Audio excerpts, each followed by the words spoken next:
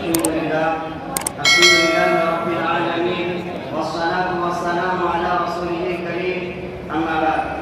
Asatizatil mu'affilin wa ikhwani al-ahibbah. Inna ladaykum ilmaman tamman bi anna ad-dawlata al-kabirata al-musammata bil Hind dawlatun kanat ta'ishu fi mahdi az-zulmi wal-ta'addi wal-tughyan wal-'isyan wal-istihad wal-istibdad qabla taqrir al-bilad sanata 47 و19 من المسيحية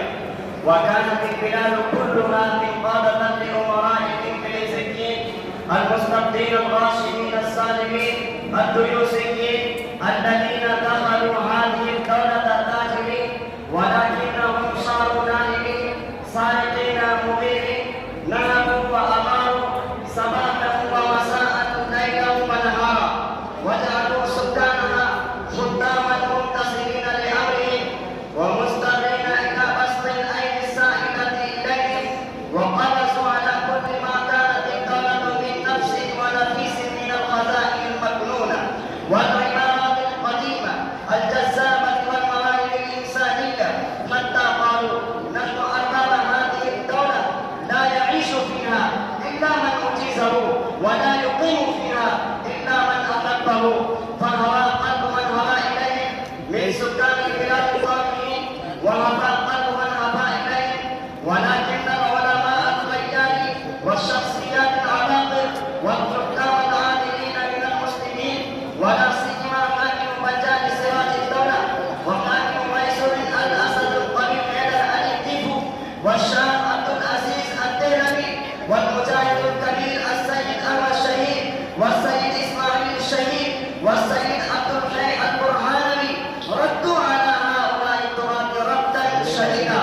قاموا ونهزوا سدهم ولم يقبلوا نظامهم انقيادهم وإطاعتهم حتى استشهدوا في سبيل تغيير البلاد وبعد ذلك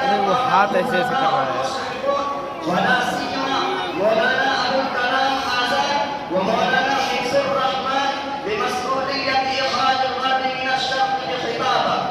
بخطابة وصحافة ووحدوا سكان هذه البلاد المنتشرين شملهم والمتفرقين عصاهم والمتشددين جمعهم ورفعوا أصواتهم كصوت القائد ضد الإنجليزيين حتى تحققت أحلامهم وتمت أعمالهم بعدما تغيرت البلاد. أيها المستمعون الكرام، هل تعلمون كم من دماء أورقت في تغيير هذه الأرض الهندية التي زيق نطاقها من زيق على المسلمين؟ هل تعلمون كم من علماء قتلوا وسبحوا وشرقوا وعظموا من أجل تحريرها وبعد من أجل تحريرها؟ يا معشر